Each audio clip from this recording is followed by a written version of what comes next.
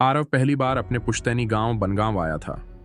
शहर की भागदौड़ और ऑनलाइन दुनिया से दूर ये गांव पहाड़ों और जंगलों के बीच बसा था, जहां रात इतनी गहरी होती कि चांद भी डर जाए। दादी ने उसे गर्म दूध देते हुए कहा, शाम होते ही बाहर मत निकलना बेटा, और अगर कोई जाना पहचाना दिखे तो उसके पैरों पर नजर डालना। आरव मुस्कुराया, दादी ये सब पुरानी बातें हैं, अब वो जमाना नहीं। दादी ने जवाब नहीं दिया, सिर्फ एक लंबी सांस भरी। पहली 2 रातें सामान्य थीं। आरव ने गांव की हवा, जंगल और पहाड़ी झरनों का मजा लिया। तीसरी रात कुछ अलग थी। बारिश हो रही थी, बिजली बार बार चमकती। आरव अपने कमरे में बैठा फोन चला रहा था, तभी बाहर से किसी ने आवाज दी,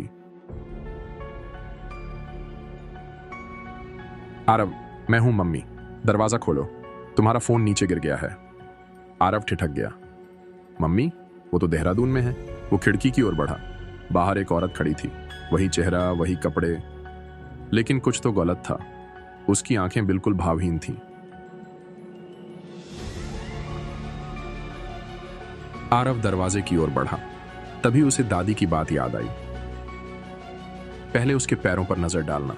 उस मां के पैर उल्टे थे, सीधे शरीर के साथ, एड़ियां आगे और उंगलियां पीछे। एक पल के लिए सन्नाटा छा गया, फिर बाहर से एक धीमी फुसफुसाहट आई, देख लिया ना। आरव दरवाजा बंद करके दादी के कमरे की ओर दौड़ा।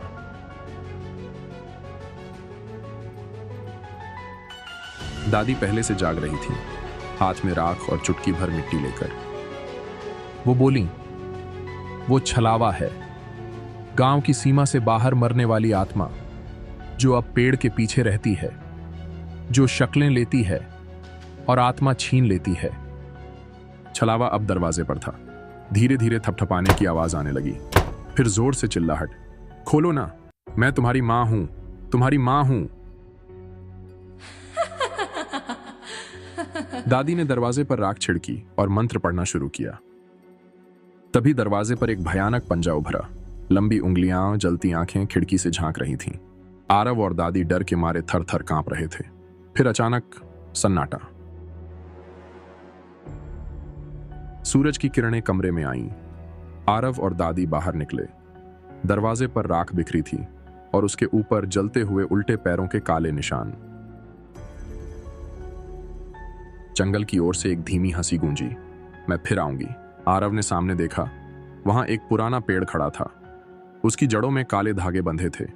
वो पेड़ के पीछे कोई छाया हिली और गायब हो गई। कभी अगर किसी पहाड़ी गांव में शाम के बाद कोई अपना बुलाए तो जवाब देने से पहले उसके पैर जरूर देखना, क्योंकि छलावा सिर्फ दिखता अपना है, असल में वो सिर्फ तुम्हारी आत्मा चाहता है। दोस्तों, ऐसी ही और भी डरावनी कहानियों के लिए हमारे चैनल को सब्सक्राइब करें और देखते रहिए हॉरर संडे की स्पाइन चिलिंग स्टोरीज।